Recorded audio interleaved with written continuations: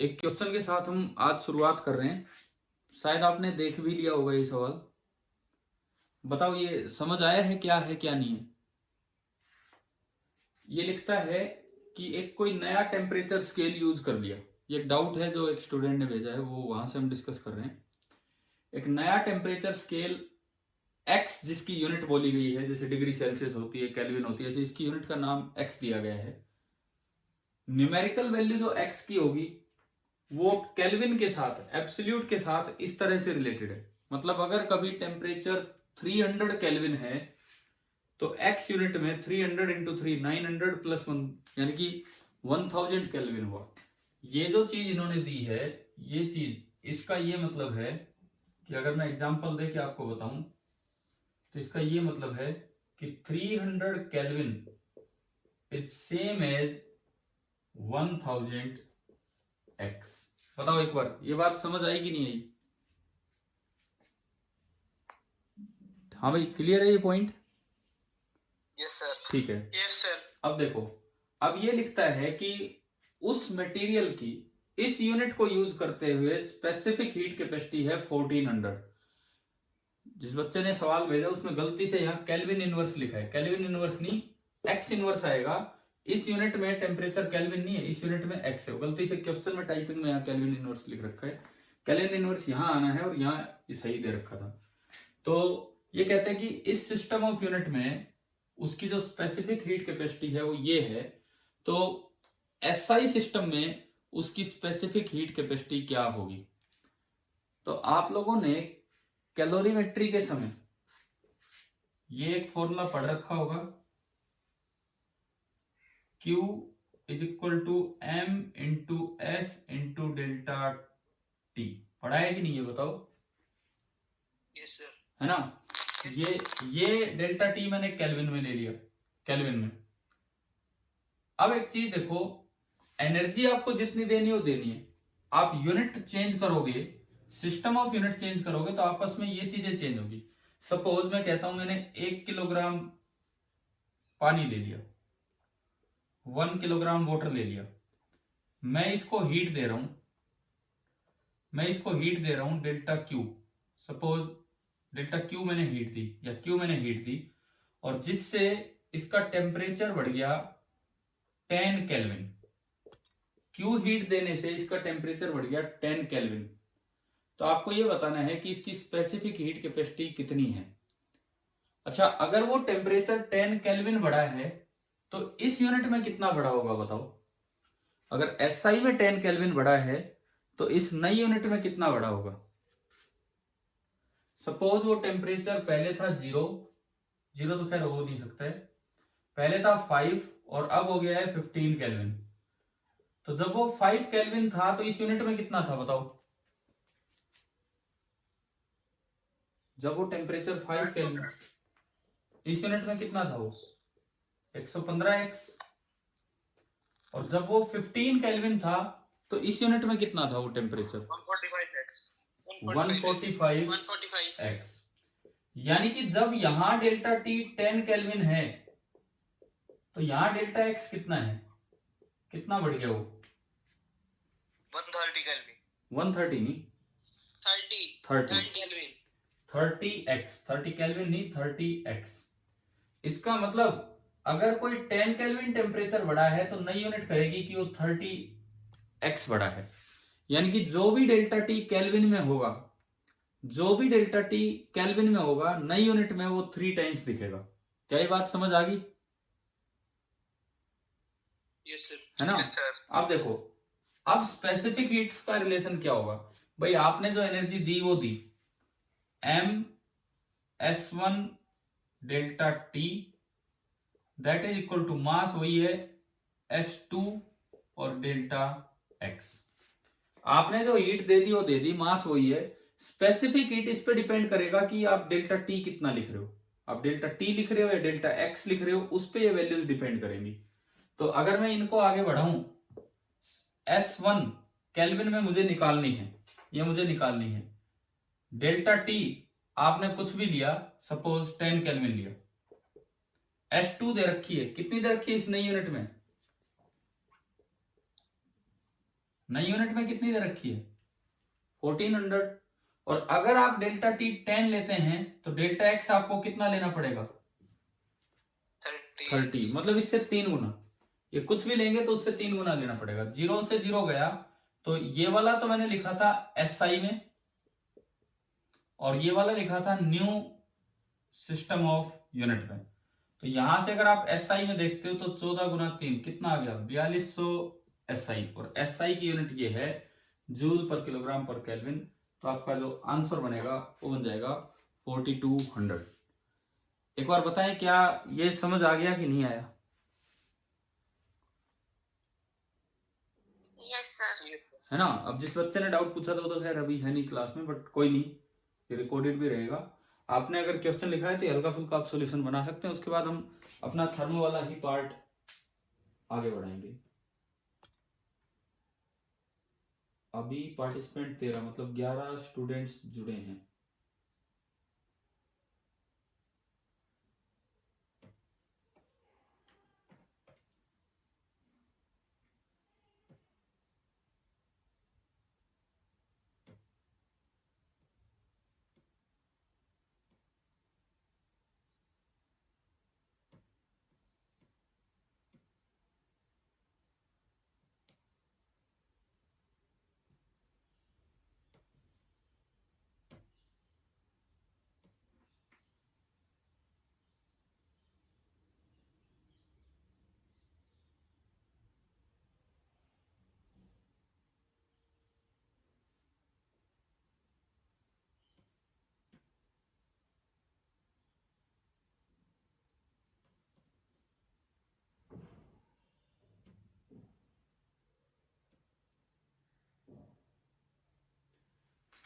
चले भी आगे बढ़े।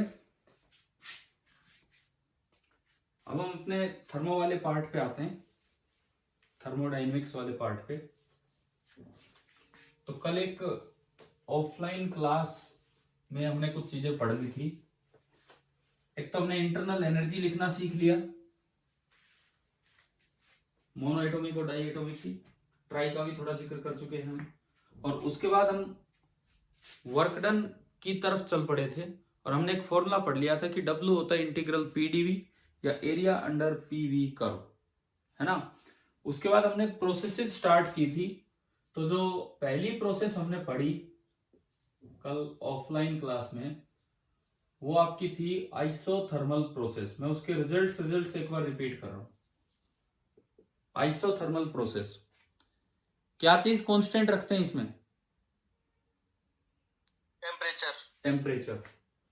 टेम्परेचर जो है वो कांस्टेंट था, ठीक है, ये इसकी कंडीशन थी। दूसरी बात, PV इक्वल टू nRT लगाओगे तो टेम्परेचर भी कांस्टेंट है और N और R वैसे कांस्टेंट रहते हैं। तो यहां से पता लगता है कि P इंटू V क्या हो गया था, कांस्टेंट हो गया था। इसका मतलब P1 into V1 is equal to P2 into V2। कौन सा लॉ था ये, कौन सा लॉ? Boyle's law. ये आपका हो जाया करता है बॉयल्स लॉ, ठीक है। तीसरी बात, हमने इसमें वर्क डन निकाला था, वर्क डन बाई गैस, उसका फॉर्मूला आया था nRT ln का मतलब है log to the base E, V final upon V initial, या फिर nRT ln P initial upon P final, है ना भाई, कर चुके हम ये, ठीक है। चौथी बात, आप अगर इस प्रोसेस में फर्स्ट लॉ ऑफ थर्मोडायनेमिक्स लगाते हैं तो इक्वेशन होती है delta Q is equal to delta U plus delta W।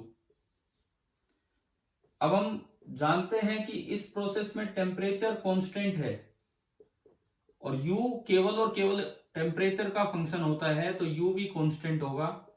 और अगर U कांस्टेंट होगा तो डेल्टा U कितना होगा आपका 0, और डेल्टा U 0 होगा तो डेल्टा Q बराबर हो गया डेल्टा W, और डेल्टा Q बराबर डेल्टा W का मतलब है जितनी भी आपने हीट सप्लाई की सारी की सारी गैस ने सराउंडिंग पे वर्क कर दी।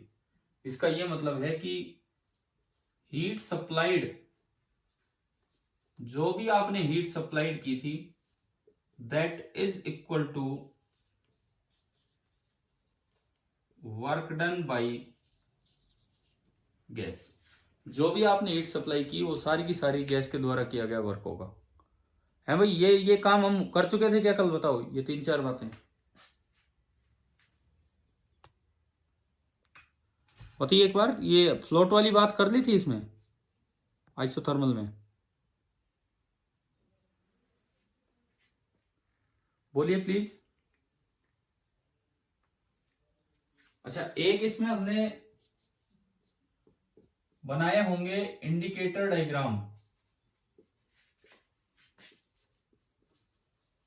इंडिकेटर डायग्राम्स ये देख लीजिए आप। देखो इनमें से कुछ काम कल हो गया था ऑफलाइन में, कुछ नहीं हुआ था, तो आप देख लीजिए, कुछ भी बचा हो तो इधर ध्यान दीजिए। इंडिकेटर डायग्राम का मतलब होता है चाहे तो P और V का ग्राफ, चाहे T और V का ग्राफ, और चाहे T और P का ग्राफ। आप मुझे एक बात बताओ, कल क्लास में हमने एक इंडिकेटर डायग्राम बनाया था कि तीनों बना लिए थे? एक ही बनाया था। एक ही बनाया। तो चलो देखते हैं, अब इधर देखते हैं। मान लो ये आइसोथर्मल प्रोसेस है, तो एक चीज तो हमें पता ही है कि P is inversely proportional to V। तो PV ग्राफ कैसा होगा? हाइपरबोला। हाइपरबोला। और ये इस तरह का जाएगा। मान लो मैं कहता हूं कि लेट आइसोथर्मल एक्सपेंशन आप लेके चल रहे हैं, कुछ तो होगा, एक्सपेंशन या कंप्रेशन कुछ तो होगा। तो मैं लेके चल रहा हूं आइसोथर्मल एक्सपेंशन। एक्सपेंशन का मतलब वॉल्यूम बढ़ा होगा कि वॉल्यूम कम हुआ होगा?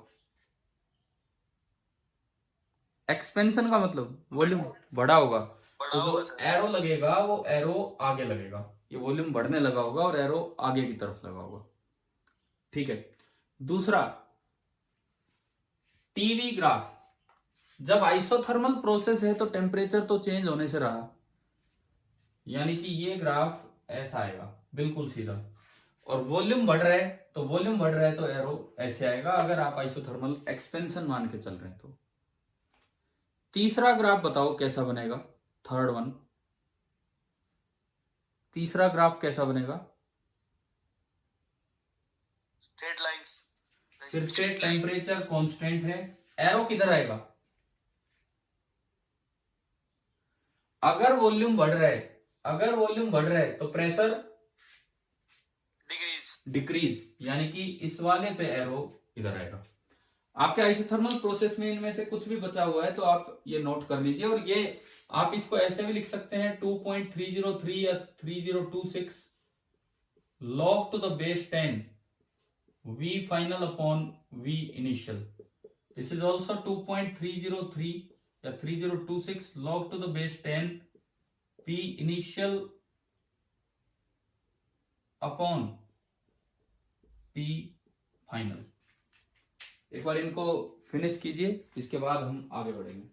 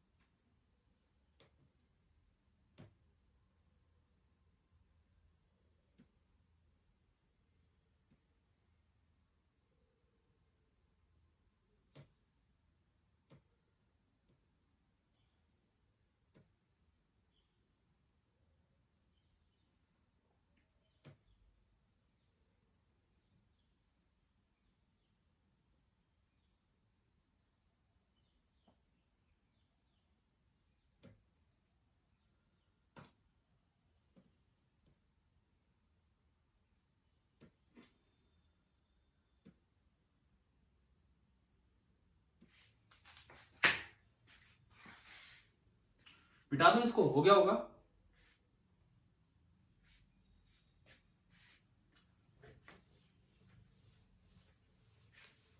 अब देखिए एक एक करके ये काम 2-3 और प्रोसेसेस में हमें लगाने हैं, तब ये क्वेश्चंस में यूज हो पाएंगी ये चीजें।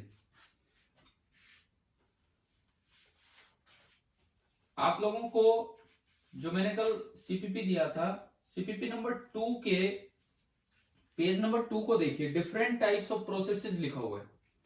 डिफरेंट टाइप्स ऑफ प्रोसेसेस में पहली होगी है आइसोथर्मल प्रोसेस। अब जो दूसरी आपकी आती है सेकंड जो आपकी प्रोसेस है दैट इज आइसोकोरिक, या आप इसे कह सकते हैं आइसोवॉल्यूमिक, या फिर आप इसे कह सकते हैं आइसोमेट्रिक प्रोसेस। आइसोकोरिक या आइसोवॉल्यूमिक या आइसोमेट्रिक प्रोसेस।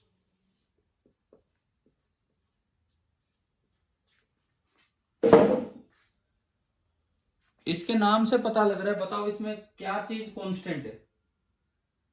वॉल्यूम। हाँ, पहली पॉइंट इसमें यह आया कि जो वॉल्यूम है वो कांस्टेंट है। अच्छा, वॉल्यूम कांस्टेंट होने का मतलब है कि जो पिस्टन है वो फिक्स है। गैस एक क्लोज्ड कंटेनर में है, पिस्टन इज फिक्स्ड और container is rigid and closed. Rigid भी है और वो क्लोज भी है, बंद भी है, इस तरह का काम है। अच्छा, आपकी जो दूसरी बात हम करें, PV equal to N R T, ये हमें बताती है कि P बराबर आया एन आर बाई वी और इंटू टी, और वॉल्यूम कांस्टेंट होने की वजह से ये फैक्टर कांस्टेंट हो गया। ये फैक्टर कांस्टेंट होने का मतलब है कि P is directly proportional to T, और you can say P by T is constant, या आप ये कह सकते हैं P1 by T1 is equal to P2 by T2। ये कौन सा लॉ है? केमिस्ट्री के जो गैस लॉज होते हैं उनमें कौन सा लॉ होता है? आपके सीपीपी पे लिखा भी होगा ब्रैकेट में। इसे क्या? गेल-ल्यूसैक्स लॉ। ये आपका होता है गेल-ल्यूसैक्स लॉ। अच्छा, तीसरी बात, अगर मैं इस प्रोसेस में इंडिकेटर डायग्राम की बात करने लगूं,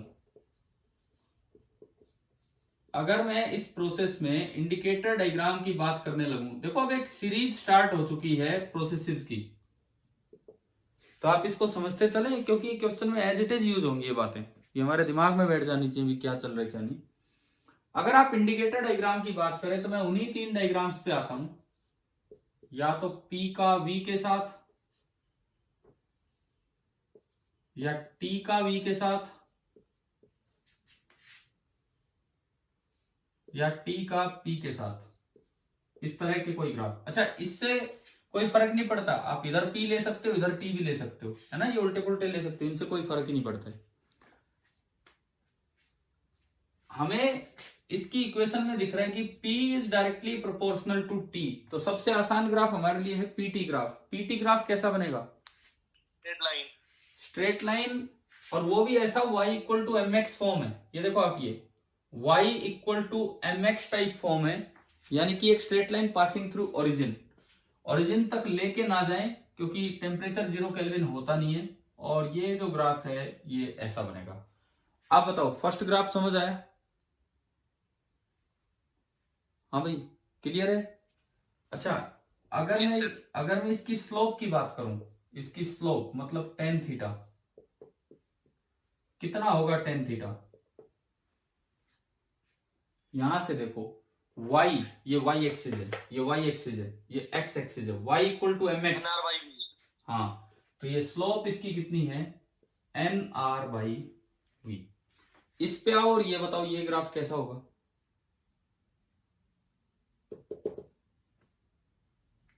भाई वॉल्यूम क्या है? कांस्टेंट तो टेम्परेचर ची बढ़े ची कम हो वॉल्यूम तो कांस्टेंट है। तो ये ग्राफ तो कांस्टेंट होगा। ऐसा आएगा कि वॉल्यूम चेंज नहीं हो रहा। ये ग्राफ कैसा होगा, ये वाला ग्राफ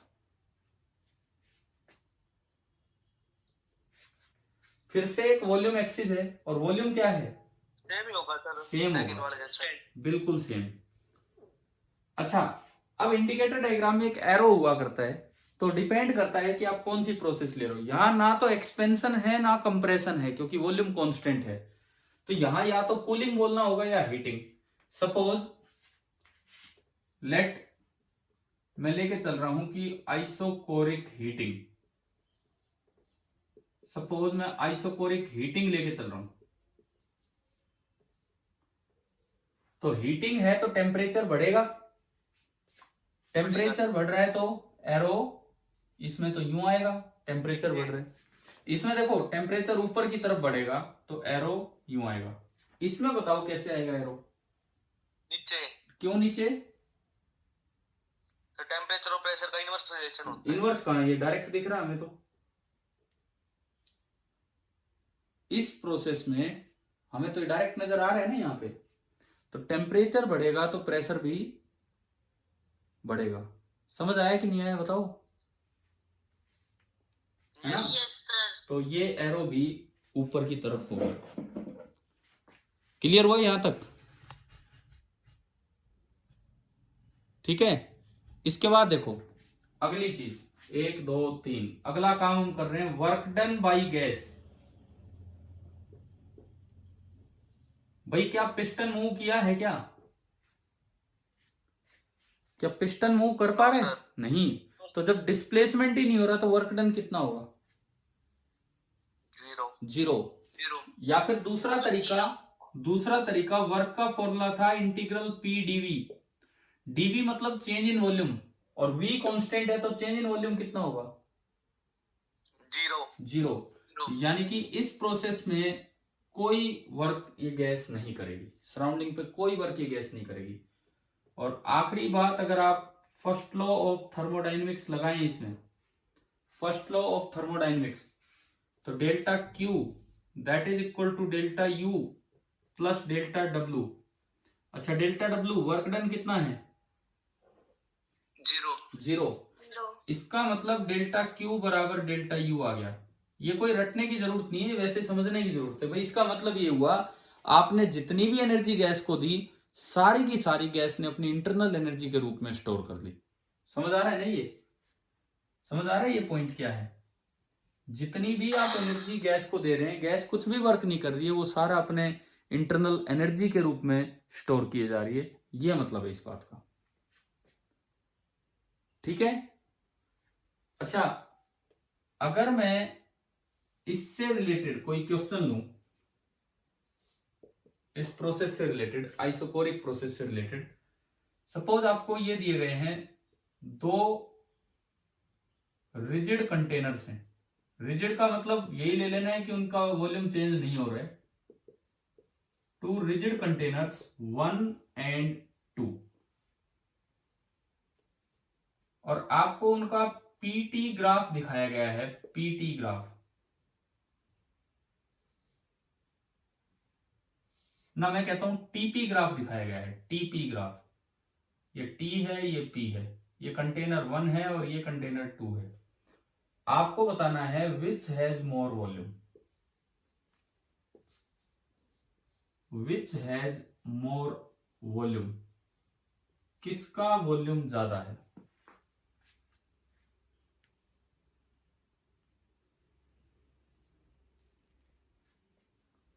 कर रहे हैं ना आप ट्राई?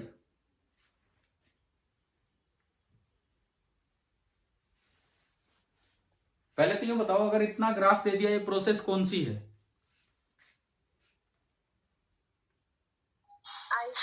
आइसोकोरिक, क्योंकि पी और टी डायरेक्टली प्रोपोर्शनल है। तो क्या कह रहे हो, वॉल्यूम कांस्टेंट है, बिल्कुल सही बात है। लेकिन दो अलग अलग कंटेनर है, दो अलग अलग कंटेनर्स के लिए ग्राफ दिए गए हैं 1 and 2। आपको ये बताना है किसका वॉल्यूम थोड़ा ज्यादा है, किसका वॉल्यूम कम है। दोनों का अलग अलग कांस्टेंट वॉल्यूम है। सेकंड का ज्यादा है सर। देखते हैं। देखो इस बार है इधर टी और इधर पी, तो आप इस इक्वेशन को ऐसे लिखें, अगर मैं इसका सॉल्यूशन आपको बना के दिखाऊं, आप इस इक्वेशन को ऐसे लिखें, टी बराबर v बाई एन आर और इनटू पी। लिख सकते हैं हम इस इक्वेशन को ऐसा, y equal to M X, y equal to M X type की इक्वेशन बनी। ये y है और ये x है, और ये y है और ये x है। यानी कि इस ग्राफ की जो स्लोप होगी वो कितनी होगी, v अपॉन एन आर।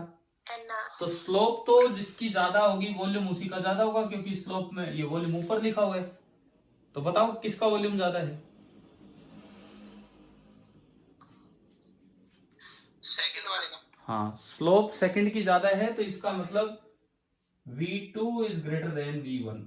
अच्छा, अगर यहाँ p होता और इधर t होता तो 1 का आएगा सर फिर। हाँ, फिर वो उल्टा हो जाएगा, फिर आपको ये स्लोप लेनी पड़ेगी एन आर बाई वी। तो एक बार मुझे बताओ कि आपको आइसोकोरिक प्रोसेस समझ आ गई है क्या? Yes sir. ठीक है, कर लीजिए पूरा ढंग से नोट। उसके बाद मैं 2 मिनट रुकता हूँ, फिर आगे बढ़ता हूँ। मैं इसका स्क्रीनशॉट लेता हूँ।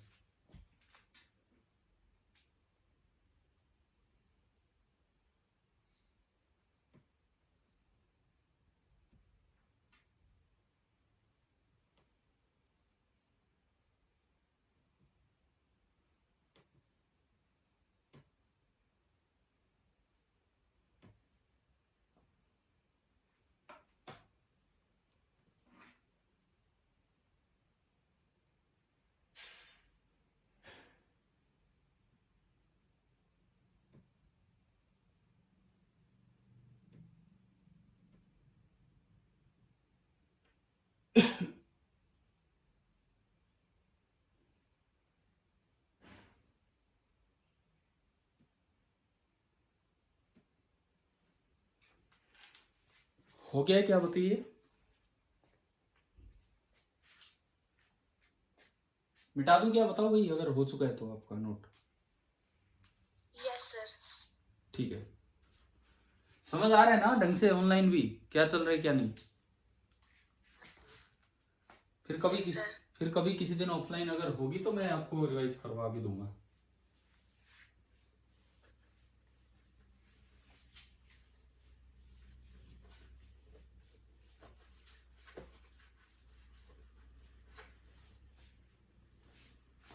अगली प्रोसेस आपके सीपीपी में क्या नाम दिया है? Page number 2, CPP 2।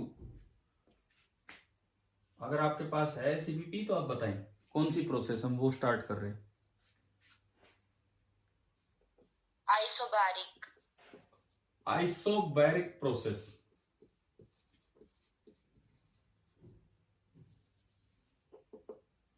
क्या कांस्टेंट होता है इसमें आइसोबैरिक में? प्रेशर। प्रेशर। सर पहला पॉइंट की प्रेशर कांस्टेंट है। चाहे पिस्टन ऊपर जाए चाहे पिस्टन नीचे आए, प्रेशर कांस्टेंट रहेगा, मतलब गैस का फोर्स कांस्टेंट रहेगा, चाहे एक्सपेंशन हो चाहे कॉन्ट्रैक्शन हो। दूसरी बात, पीवी इक्वल टू एनआरटी। यहां से इक्वेशन बनती है V is equal to N R by P और इंटू टी। और क्योंकि प्रेशर कांस्टेंट है इसलिए ये वाली टर्म तो आपकी कांस्टेंट हो गई है, तो आप कह सकते हैं V is directly proportional to T और V by T is a constant, और you can say V1 by T1 is equal to V2 by T2। कौन सा लॉ है ये? Charles law. गैस लॉज में हम इसे नाम देते हैं चार्ल्स लॉ। इंडिकेटर डायग्राम की मैं अगर बात करूं, एक इंडिकेटर डायग्राम, एक वर्क डन और एक फ्लोट, ये 5 बातें हम लिख रहे हैं हर बार। इंडिकेटर डायग्राम की मैं अगर बात करूं तो इंडिकेटर डायग्राम, तीनों ही डायग्राम हम बना लेते हैं। पीवी, टीवी,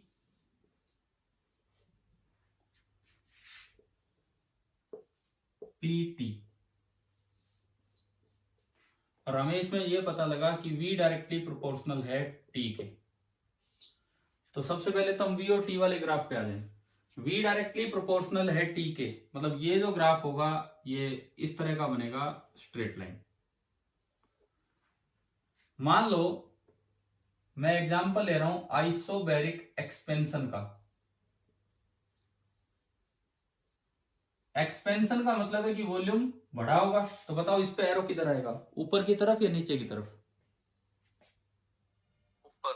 ऊपर, वॉल्यूम बढ़ रहा है। कंप्रेशन होता तो नीचे आता। अच्छा, अब मैं आता हूं पीवी ग्राफ पे। इधर मैं एक बार स्लोप की ओर बात कर लूं। बताओ इसका टेन थीटा कितना होगा? अगर ये ग्राफ है तो टेन थीटा यहां से देख के बताओ। T/NR। हाँ, NR बाई पी नहीं होगा, क्योंकि इधर T है तो आपको उल्टा करना पड़ेगा और ये हो जाएगा P/NR। अच्छा, अब मैं आता हूं पीवी ग्राफ पे। प्रेशर कांस्टेंट है तो ये P के प्रोपोर्शनल, मतलब सीधी एक लाइन आई। ठीक है, एरो बताओ कैसे लगेगा, आगे की तरफ पीछे की तरफ? आगे। एक्सपेंशन है तो वॉल्यूम बढ़ेगा। अब मैं आता हूं PT, प्रेशर कांस्टेंट है तो ये ग्राफ ऐसा ही आना है। अब फिर से आप एरो बताओ, आगे आएगा कि पीछे आएगा? आगे। वॉल्यूम बढ़ रहा है और आगे वॉल्यूम डायरेक्टली प्रोपोर्शनल है टेम्परेचर के, तो टेम्परेचर भी बढ़ा होगा तो ये एरो भी आगे आएगा। क्या आपको ये तीन बातें समझ आ गई हैं? ठीक है, इस पे इस तरह का सवाल आ सकता है। फिर मैं वही उसी चीज पे जाऊं। दो कंटेनर्स हैं, एक को 1 नाम दिया और एक को 2 नाम दिया, और दोनों में एक प्रोसेस हो रही है और उनका VT ग्राफ आपको दे रखा है। VT ग्राफ बोला है कि भाई एक का ग्राफ ये है, तो ये कौन सी प्रोसेस है? अगर VT ग्राफ ऐसा है तो आइसोबैरिक है ना, डायरेक्टली प्रोपोर्शनल है। तो ये पूछा है कि which container has more pressure,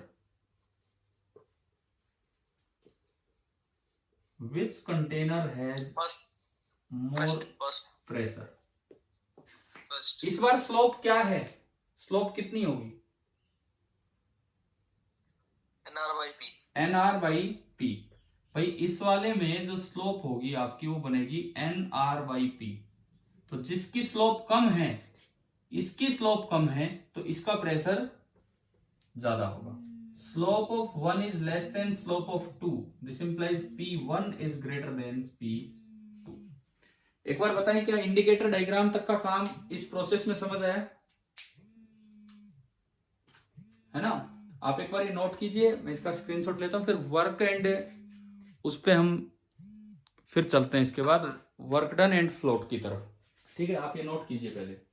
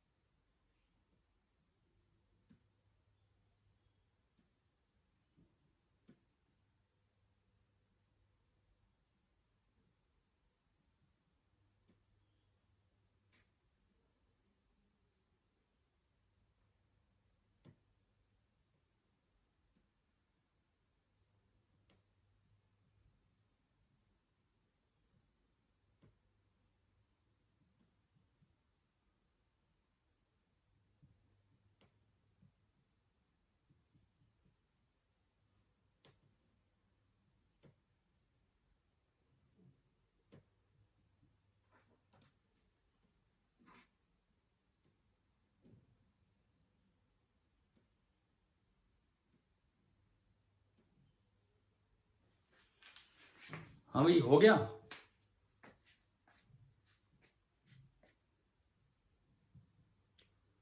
अच्छा, अब सुनो, 1 मिनट बचा है। कोई बात नहीं है, हो भी गया तो मैं अब आगे अभी करवा नहीं पाऊंगा। 1 मिनट बचा है। अगली क्लास में जो हम शुरू करेंगे यही प्रोसेस कंटिन्यू होगी। अगला काम बताओ हमें क्या करना होगा इसके जस्ट बाद। नेक्स्ट हमारा टॉपिक फ्लोट से पहले work done by the gas. हम ये पढ़ रहे होंगे कि आइसोबैरिक प्रोसेस में work done by the gas कैसे निकालते हैं, क्या उसका फॉर्मूला बनेगा, वही इंटीग्रल पीडीवी से जाके आप खुद भी ट्राई कर सकते हैं, एंड देन फ्लोट, और फिर हम आगे बढ़ेंगे। तो ये बताओ, आज जो हमने 2-3 छोटी छोटी बातें की प्रोसेसेस के बारे में, क्या समझ आ गई कि नहीं? Yes, sir. Yes, sir. Isothermal हमने स्कूल में ऑफलाइन पढ़ा था कल, लेकिन उसमें भी 1-2 नई बातें, इंडिकेटर डायग्राम पूरे किए, फ्लोट वगैरह किया। फिर हमने पढ़ा आइसोथर्मल के बाद आइसोकोरिक, आइसोकोरिक के बाद हमने पढ़ा आइसोबैरिक, आइसोबैरिक कुछ पढ़ा है, कुछ बचा है, तो ये हम अगली क्लास में कंटिन्यू करते हैं। ठीक है भाई, ऑफ करें आज की क्लास, टाइम होने ही वाला, आप नोट कर लो जब तक, अगर कुछ है तो। लास्ट 1 मिनट ही चल रहा है आपका।